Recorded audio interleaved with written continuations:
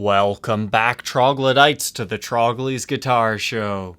Today we have a 1981 Gibson Les Paul Standard? Well, that's what I thought too until I looked in the pickup routes. Why would anybody do this? It makes no sense. This used to be a Les Paul Deluxe, but somebody routed it for humbuckers. So to understand my gripe as to why someone would do this, let's do a little bit of Les Paul history here. This glorious instrument, as we know it, was first introduced in 1952, and the first main production year anyways. They went through about 1960. Yeah, you can find some 61s too. But then they were discontinued. The SG took over until 1968 when they brought the Les Paul shape back. However, throughout the 50s, they started with the P90s and eventually made it to the PAF humbucker. But when they were reintroduced, they had the P90s again. It was kind of like a 56 Goldtop. And then the following year, they come back with Epiphone pickups, the mini humbucker. And that essentially birthed the Les Paul Deluxe, 1969. From 69 through 75, a standard did not really exist. Yes, you can find custom-ordered deluxes with full-sized humbuckers that will have a standard truss rod cover on them. However, those are anomalies. It was not an actual lineup. Mini humbuckers kind of get a bad rap. I haven't had a lot of experience with them, but hey, just as a sneak peek into the future, I finally got the deluxe I've always wanted. The king of deluxes in my eyes. And I can't wait to share it. So we'll get to hear some mini humbuckers then. But a lot of people don't like them. They'll route them out for full-size humbuckers because they sound more normal then. So that's a pretty common modification to have seen done on early to mid 70s deluxes, but this thing is a late 81. The standard came back around 75, 76, so there's almost no reason for somebody to have routed this thing out. There had to have been so many standards out there. But what has been done has been done. It's no longer a deluxe. You can't get your Pete Townshend on from The Who. But what is really nice about this conversion job is, despite the routing work being amateur, they used era-correct pickups. You for 100% sure have a Tim Shaw in the neck. The bridge pickup looks like a slightly later 80s era pickup. Still that Tim Shaw design still ohms out the same. The only difference is it doesn't have the brass screws. So you have excellent pickups in this thing. Someone even went as far as putting a standard truss rod cover on this one. Besides that, obviously the pickguard has been replaced, and the tuners have been swapped. And let me tell you, I have been having a terrible time with these Kluson Deluxe tuners lately. What happens is the backs of them keep popping off, and I can't get them to get back on. It seemed the first two recording sessions with Mike, there was one guitar in every session that would just break. This one we actually had to do a few recordings with because of that. Since these tuners were already replaced, they are a very tight fit. It almost seemed like it was glued in. So removing that broken tuner to put a new one on was kind of a pain in the butt. But what's kind of cool about the tuner that I did put on is that is an era correct one. And here you can kind of see how a vintage one compares to a modern day. They look very similar, but yet there's that distinct look that's different. But these guys are all functioning well, but this vintage tuner has been repaired for a similar problem. It looks like somebody welded it back shut. Furthermore, an 80s Deluxe is actually fairly uncommon. Once the standard came out, the Deluxes just kind of disappeared because everybody wanted this. Sometimes you can find some really nice flamed or quilt top deluxes in the mid-80s as well. So it was kind of a shame to see a guitar like this be routed, but it's an excellent player's grade vintage one now. A Les Paul Deluxe from this era will have a maple top with a mahogany back, and until the transition years of 82-83, they will have a maple neck with volute. I believe they were officially discontinued around 85. Now that we know a little bit more about this instrument, let's go ahead and hear how it sounds.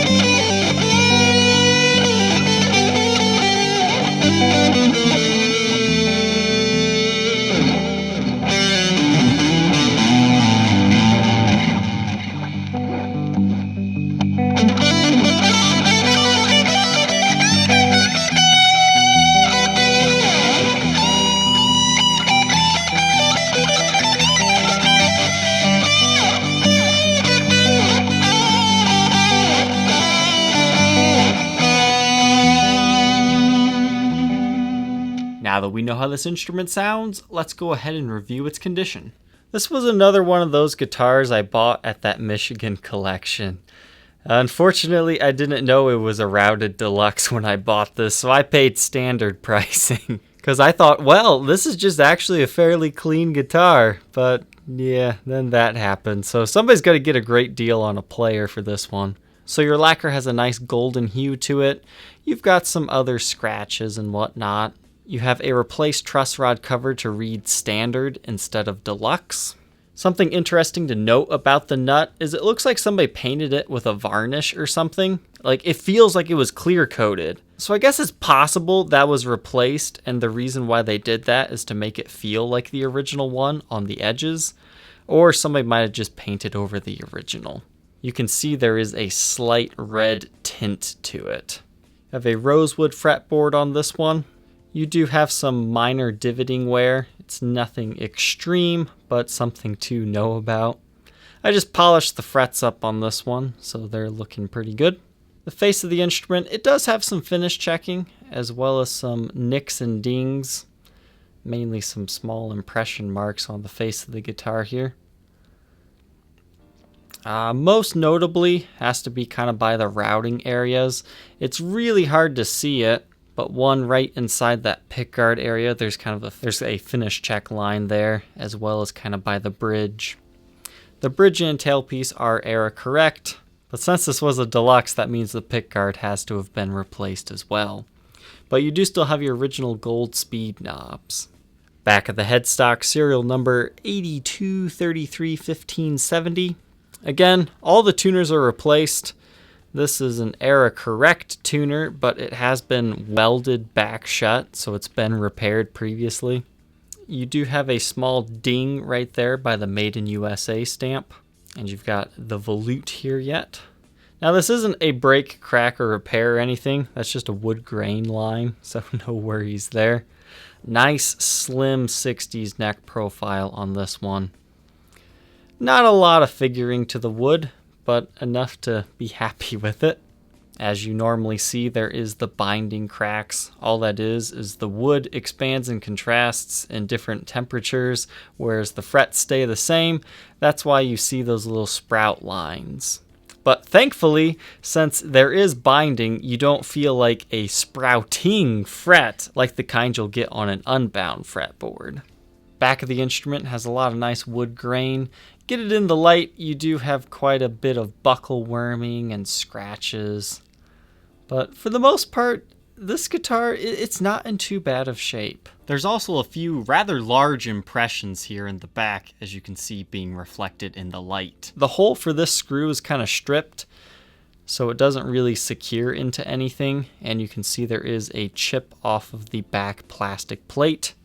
Now for some reason inside here, with that whole shielding tin and everything, somebody varnished that over similar to how they did the nut. So I'm not quite sure why they did that. Take a look around the edges. You've got some finish checking along the binding.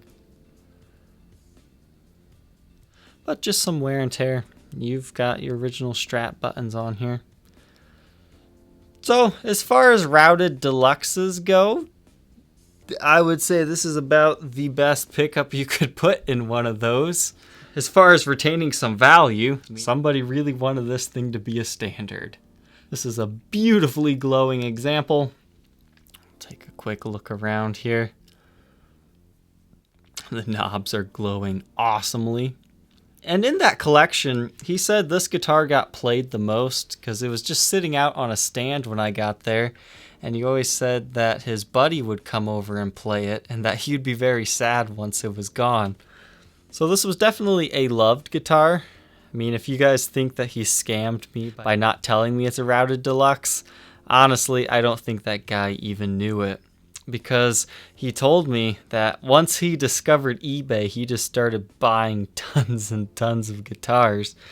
Because he was a drummer himself, but he just enjoyed fine instruments.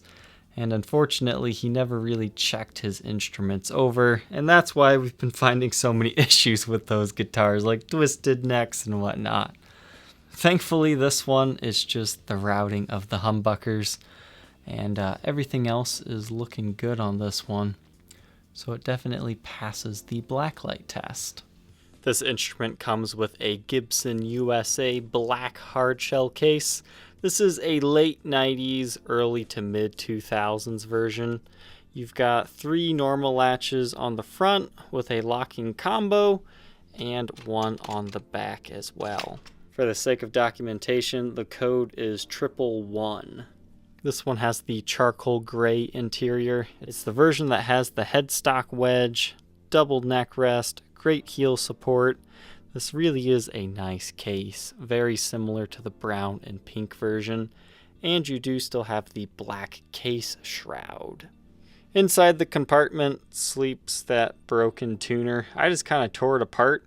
You might be able to fix it. I'm not even sure if I have all the parts, but that's what it looks like.